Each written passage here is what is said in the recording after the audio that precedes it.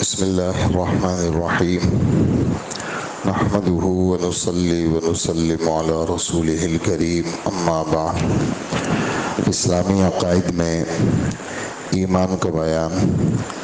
ایمان کہتے ہیں کسی کی بات کو کسی کے اعتماد پر یقینی طور سے مان لینا، اور شریعت میں اللہ کے رسول کی خبر کو صرف اللہ کے رسول کے اعتماد پر مشاہدہ کیے بغیر یقینی طور سے مان لینے کو کہتے ہیں۔ ایمان کی تفصیلات یہ ہے کہ اللہ جل جلالہ کی ذات و صفات پر ایمان لانا، اللہ کے فرشتوں پر ایمان لانا، اللہ کی کتابوں پر ایمان لانا، اللہ کے رسولوں پر ایمان لانا، آخرت کے دن پر ایمان لانا، اور اس بات پر ایمان لانا کہ تقدیر اللہ کی طرف سے ہے، اور موت کے بعد دوبارہ زندہ کر کے اٹھائے جانے پر ایمان لانا۔ یہ تفصیلات ہمارے سامنے بیان ہو رہی ہیں، اور اللہ کے رسول صلی اللہ علیہ وسلم پر ایمان لانے کے ساتھ ساتھ حضرات صحابہ کرام کا ذکر 2 دن آپ حضرات نے سنا، اور اس کی تفصیلات آپ کی خدمت میں پیش کی گئی۔ آج جو بات ہے وہ ہے تقدیر کا بیان۔ قضاء اور قدر حق ہے، اور اس پر ایمان لانا فرض ہے۔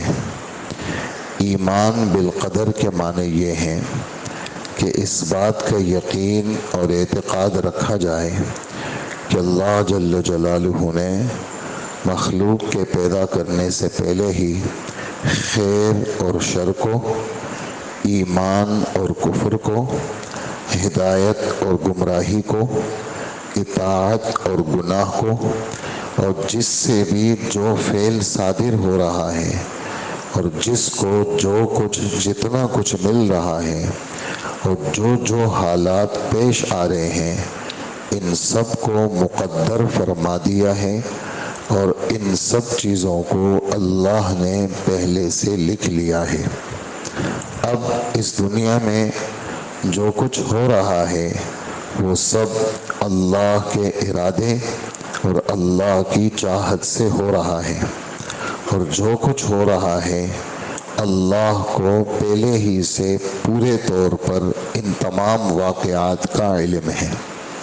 یہ ایک نازک موضوع ہے، اور جو باتیں آپ کی خدمت میں بیان ہوئی یہ باتیں میں دوبارہ عرض کروں گا، اور جس طرح عرض کی جائیں گی اسی طرح اس پر یقین رکھنا، ایمان رکھنا میں اپنے سادے الفاظ میں آپ حضرات کی خدمت میں پیش کروں گا کہ قیامت تک جو کچھ بھی ہونا ہے یہ اللہ جل جلالہ نے پہلے سے لکھا ہوا ہے۔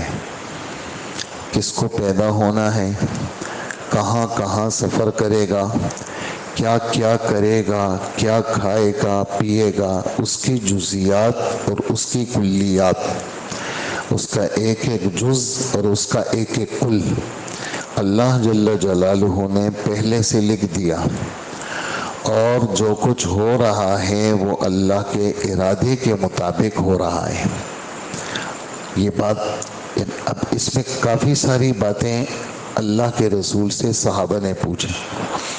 مثال کے طور پر سوالات میں ایک سوال یہ آیا، اللہ کے رسول جب پہلے سے لکھا ہوا ہے کہ تو یہ والی بات بھی لکھی ہوئی ہے کہ میں جنت میں جاؤں گا، تو جب یہ والی بات پہلے سے لکھی ہوئی ہے کہ میں جنت میں جاؤں گا تو گناہوں سے بچنے کی ضرورت کیا ہے؟ مجھے لکھا ہوا ہے، میں نے تہجد کی ضرورت کیا ہے، روزہ رکھنے کی ضرورت کیا ہے؟ پہلے سے اللہ نے لکھ دیا کہ میں جنتی ہوں۔ تو یہ والی چیزیں جو دنیا کے اندر مکلف کی چیزیں ہیں، مشقت والی چیزیں ہیں، اس کی کیا ضرورت ہے؟ یا یہ ہے کہ پہلے سے لکھ دیا ہے کہ میں تو دوزخی ہوں، اب گناہوں سے بچنے میں کیا ضرورت ہے؟ میں تو ہوں ہی دوزخی، لیکن مجھے تو کچھ پتہ نہیں ہے، میں جنتی ہوں، میں دوزخی ہوں، مجھے تو پتہ نہیں ہے۔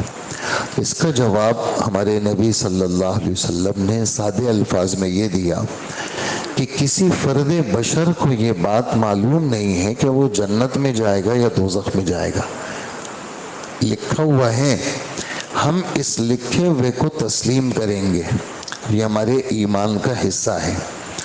اگر ہم اس کو تسلیم نہیں کریں گے تو ہم مومن نہیں ہیں، ہم نے تو ماننا ہے۔ اب رہی یہ والی بات کہ بھئی جو میں نے صحابہ والا اعتراض پیش کیا، کہ صحابہ نے یہ سوال پیش کیا، ہمارے نبی نے ان کو کیا جواب دیا؟ ہمارے نبی نے یہ والا جواب دیا کہ ہم اس دنیا میں رہتے ہیں، آسمانی احکامات ہمارے سامنے بیان ہوتے ہیں، اور اللہ کا حکم اللہ کے نائبین ہمیں سناتے ہیں۔ اللہ کا حکم اللہ کے نائب، اللہ کے رسول وہ سنا رہے ہیں، اللہ کے نائب صحابہ وہ سنا رہے ہیں، تابعین وہ سنا رہے ہیں، علماء سنا رہے ہیں، نائبین جو اللہ اور اس کے رسول کے نائبین ہیں وہ احکامات دے رہے ہیں۔ تو میں ایک نائب ہوں، آپ کے سامنے بیٹھا ہوں، میں آسمانی بات آپ کو سنا رہا ہوں، تو یہ میں تو واسطہ ہوں، سنا رہا ہوں، حقیقت میں یہ اللہ سنا رہے ہیں، لیکن میں ایک واسطہ ہوں جو آپ کے سامنے پیش کر رہا ہوں۔ تو فرمایا کہ جو احکامات آسمان کے تمہارے سامنے بیان ہو رہے ہیں، تمہیں اللہ کا حکم سمجھ کے اس پہ عمل کرنا ہے، اور اس عمل کا نتیجہ وہ بھی بتا چکے ہیں کہ تم نے فرض پورا کر لیا تو اللہ پاک تمہیں اس کی برکت سے جنت دیں گے، اور تم نے اگر کوئی گناہ کر لیا تو اس کی نحوست سے تم دوزخ میں جاؤ گے۔ تو بات دراصل یہ ہے، اللہ کے رسول جواب دے رہے ہیں صحابہ کو کہ تمہیں جن باتوں کے کرنے کا کہا جا رہا ہے تم تو وہ باتیں کرو، اور تمہیں جن باتوں سے منع کیا جا رہا ہے تم اپنے آپ کو ان باتوں سے منع کرو، اور اللہ سے خیر مانگتے رہو، اور اخیر تک لگے رہو، فیصلہ آخری عمل پہ ہوگا۔ انما الاعمال بالخواتیم، ایک ہے نا انما الاعمال بالنیات، نیتوں پر ہم آپ سنتے ہیں، ایک یہ جملہ بھی ہمارے نبی کا ہے، انما الاعمال بالخواتیم، خا واو الف تا یا میم، خاتمہ، اعمال کا دار و مدار اختتام پر ہے، اخیر میں کیا کر رہی ہے؟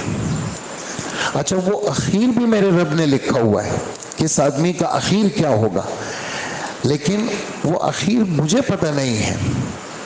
مجھے یہ حکم ہے کہ تم نے تو پڑھنی ہے بھائی نماز، اور تم نے تو رکھنا ہے روزہ، اور تم نے تو دینی ہے زکوٰۃ، اور تم نے تو کرنا ہے حج، اور تم نے تو بچنا ہے گناہوں سے، مجھے یہ حکم ہے، اور میں سر نیچے کر کے لکیر کا فقیر بن کے وہ کروں گا جو مجھے کہا جا رہا، اور اپنے رب سے خیر مانگتا رہوں گا، ڈرتا رہوں گا، سارے عمل کر کے بھی ڈروں گا، سب کچھ کر کے بھی میرے دل میں خوف ہوگا، پتہ نہیں یہ میرے منہ پہ نہ مار دیا جائے۔ یہ کیفیت اللہ کے رسول کے صحابہ کو حاصل تھی، سب کچھ کے باوجود سب کچھ کیا، اپنی پوری زندگی اپنے سارے جذبات قربان کر دیے، اور سب کچھ کرنے کے بعد اپنا رخسار مٹی میں مل رہے ہیں، اور بیٹے نے حضرت عمر کا سر اپنی گود میں رکھا، وہ ہٹا دیا، اور سر زمین پہ رکھا، اور مٹی میں اپنے گال اور اپنے رخسار کو مل رہے ہیں، اور کہہ رہے ہیں کہ عمر اگر اللہ نے تیری بخشش نہیں کی تو تو تباہ ہو جائے گا۔ سب کچھ کے باوجود آسمان سے سلام بھی آیا، اعلان بھی ہو گیا کہ عمر جنت میں جائے گا، اعلان بھی ہو گیا کہ میرے بعد کوئی نبی ہوتا تو عمر ہوتا، لوگوں میں عمر فاروق سے راضی ہوں، لوگوں تم عمر فاروق کا مرتبہ پہچانو، میں اس سے خوش ہوں۔ اس ساری خوشخبریوں کے باوجود کیفیت یہ تھی۔ تو جو لکھا ہوا ہے ہمیں پتہ نہیں ہے، لیکن ہم اللہ جل جلالہ سے آخری لمحات تک امید رکھیں گے۔ پھر ایک اور بات ہمارے نبی فرما رہے ہیں، تم میں سے کوئی فرد اپنے عمل کی وجہ سے جنت میں نہیں جائے گا۔ اللہ اکبر، پھر عمل کا فائدہ کیا جب عمل کی وجہ سے جنت میں نہیں جائے گا؟ اللہ کے رسول آپ بھی ایسے ہی ہیں؟ فرمایا ہاں، میں بھی اپنے ایمان اور عمل کی وجہ سے جنت میں نہیں جاؤں گا. پھر فرمایا ہاں اللہ مجھے اگر اپنی رحمت سے ڈھانپ لے میں اللہ کے فضل اللہ کی رحمت سے جنت میں جاؤں گا. تو اس لیے تقدیر میں جو کچھ لکھا ہوا ہے میرا اس پر ایمان ہے.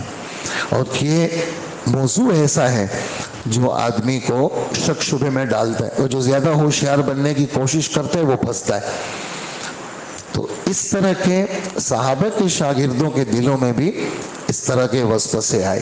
مشکات شریف میں ایک تابعی صحابہ کا شاگرد وہ آیا، ضحاک اس کا نام تھا، کہنے لگا حضرت ابی ابن کعب جو 20 رکعت تراویح صحابہ کو پڑھاتے تھے، ابی ابن کعب یہ قاریوں کے بڑے تھے. مسجد نبوی میں حضرت عمر نے ان کو مقرر کیا تھا، یہ 20 رکعت تراویح صحابہ کو پڑھاتے تھے. ان کے پاس آئے، کہنے لگے حضرت آپ کو تو لقب ملا ہے کہ آپ سب سے بڑے قاری ہیں، میں آپ کا شاگرد ہوں، میرے دل میں ایک وسوسہ ہے. کیا؟ تقدیر کے بارے میں کہ جب پہلے سے سب کچھ لکھا ہوا ہے تو پھر ہمیں گناہ سے بچنے کی کیا ضرورت ہے اور نیکیوں میں لگنے کی کیا ضرورت ہے. تو حضرت نے جو بات کی وہ میں آپ کو سنا رہا ہوں، حدیث کی کتابوں میں بات ہے، صحابی رسول ہیں. تو کہنے لگے دیکھو میری بات سنو، ایک بات تو یہ سنو، نمبر 1 اگر اللہ کی ذات آسمانی ساری مخلوق اور زمینی ساری مخلوق سب کو اللہ دوزخ میں ڈال دے، اللہ سے کوئی پوچھ نہیں سکتا. اللہ کو اختیار ہے، اللہ نے بنایا ہے، میری چیز ہے، میں پھینکوں زمین پہ میری چیز ہے، میں اس کو سر پہ رکھوں زمین پہ ماروں. اگر اللہ جل جلالہ آسمان والوں زمین والوں کو سب کو دوزخ میں ڈال دے، اللہ سے کوئی پوچھ نہیں سکتا. اور اگر اللہ رحم کر دے ان پہ تو اللہ کا رحم ان کے لیے بہتر ہے. ایک بات تو یہ ذہن میں رکھو. نمبر 2 اگر احد کا پہاڑ جو 3 میل کے لگ بھگ ہے، بڑا پہاڑ ہے مدینے کا، اگر وہ سارا سونا بن جائے تو سارا خدا کے نام پہ خیرات کر دے. سارا سونا بن جائے، سارا تو خدا کے نام پہ خیرات کر دے، تیری جان دوزخ سے اس وقت تک نہیں چھوٹے گی جب تک تو تقدیر پر ایمان نہیں لائے گا. تیرا یہ خیر خیرات سب ضائع، تیرا جب تک تقدیر پر ایمان نہیں ہے تیرا یہ سارا خرچ بیکار ہے. 2 باتیں ہو گئی. نمبر 3 یہ ان 2 پہ آپ سمجھے کہ ہماری لائن کے حساب سے بھاری بات ہے، اس کو سمجھنا پڑے گا. کیا؟ تیسری بات وَتَعْلَمْ، تعلم کا یہاں ترجمہ جاننے سے نہیں کریں گے، یہاں ترجمہ یقین سے کریں گے. علم کا اصلی ترجمہ یقین ہے. علم کا اصلی ترجمہ یا اللہ میرا علم بڑھا دے، یعنی آسمانی باتوں پہ میرا یقین بڑھا دے.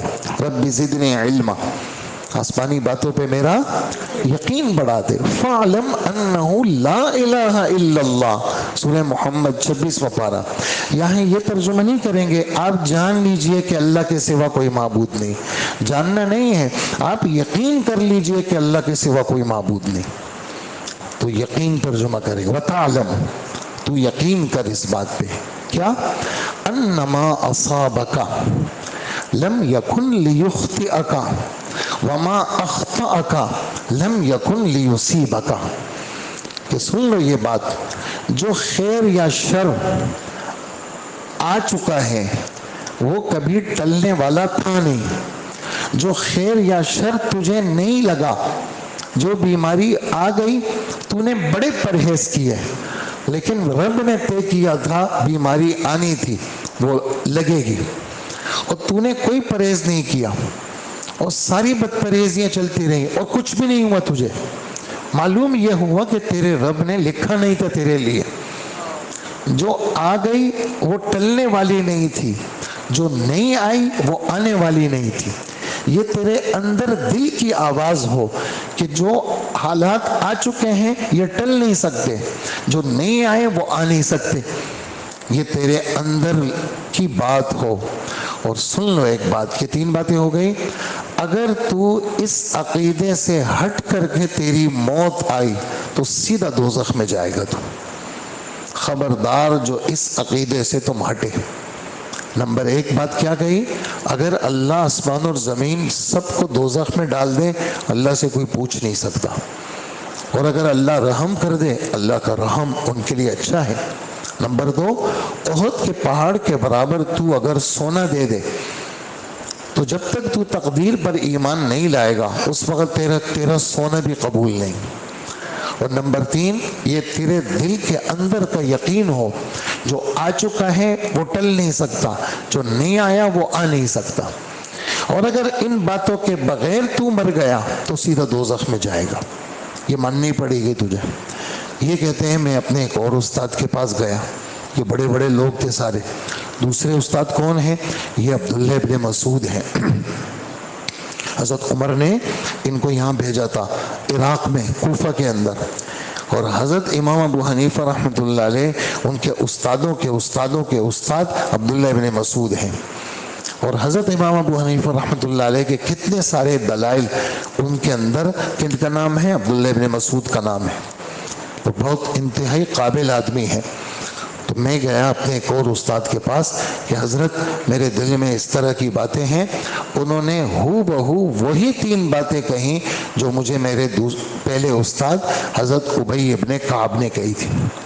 پھر میں گیا اپنے تیسرے استاد کے پاس حضرت حذیفہ ابن الیمان، حضرت حذیفہ ابن الیمان ان کے پاس گیا. انہوں نے بھی وہی بات کہی جو مجھے پہلے استاد نے کہی تھی. پھر میں گیا اپنے چوتھے استاد کے پاس حضرت زید ابن ثابت. کون ہیں یہ؟ قرآن پاک کے جمع کرنے والے، قرآن پاک کے لکھنے والے، 15 دن میں دوسری زبان عبرانی زبان سیکھنے والے زید ابن ثابت. بہت انتہائی قابل آدمی. انہوں نے کہا ابن دیلمی بات سنو، تمہارے 3 استادوں نے تو یہ بات تمہیں اپنے الفاظ میں بتائی، میں تمہیں یہ تینوں باتیں اللہ کے رسول کے الفاظ میں بتاتا ہوں کہ میں نے یہ باتیں جو تمہیں تمہارے استادوں نے بتائی، میں نے خود جناب رسول اللہ صلی اللہ علیہ وسلم سے یہ باتیں سنی ہیں کہ جو چیزیں لکھی جا چکی ہیں قیامت تک وہی ہوگا. ہمیں حکم ہے سب نیچے کر کے تابعداری کرنے کی، اور آخری لمحے تک ہمیں ڈرنے کا حکم ہے کہ بھئی ہمیں تو ڈر ڈر کے چلنا ہے.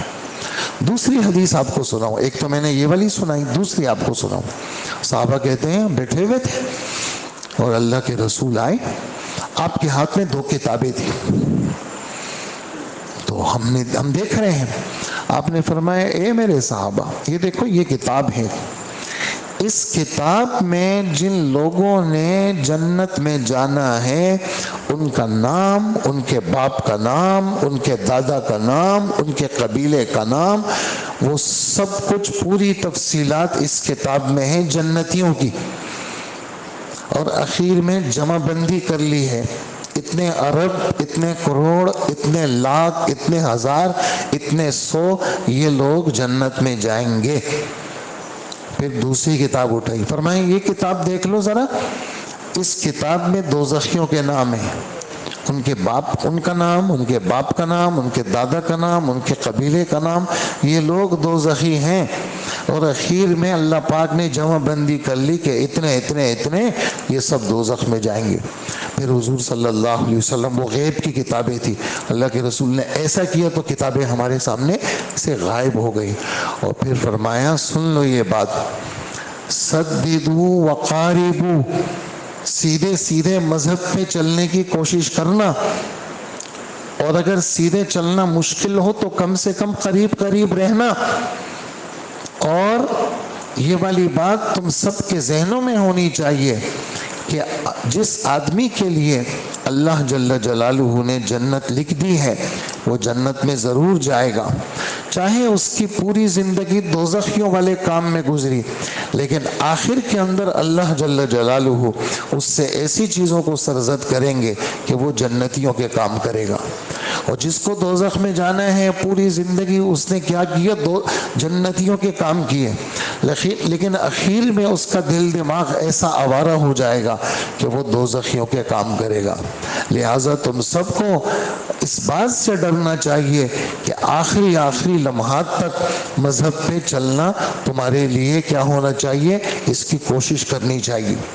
اور آخری حدیث میں آپ کو سناؤں گا کہ صحابی رسول ہے، بیمار ہے، ساتھی آئے پوچھنے کے لیے، یہ لیٹے ہوئے ہیں اور آخری وقت ہے ان کا اور رو رہے ہیں۔ تو جو ساتھی آئے انہوں نے کہا کہ دیکھو ہم نے تو اللہ کے رسول کو دیکھا کہ اللہ کے رسول آپ کو تسلی دے رہے ہیں، اور اللہ کے رسول نے فرمایا کہ دیکھو فلانے، تم اگر تمہاری مونچھیں بڑی ہیں اور ہونٹوں پہ لگ رہی ہیں، تم ان مونچھوں کو ہٹا دو جو ہونٹوں پہ تمہاری لگ رہی ہے، اور آخر تک اس پہ جمے رہنا تو تم جنت میں جاؤ گے، اور فلانے کام کر لینا تم جنت میں جاؤ گے۔ دیکھو ہم نے تو پوری زندگی تم نے دیکھ لی، حضور نے جیسے فرمایا تھا تم نے وہ باتیں ان کی پوری کر لی، ساری زندگی تمہاری نیکی پہ گزری ہے، تو تم کیوں پریشان ہو؟ تو کہنے لگے تمہاری سب کی باتیں صحیح ہیں، مجھے ایک حدیث پریشان کر رہی ہے۔ یہ کیفیت تھی صحابہ کی۔ وہ کون سی حدیث ہے؟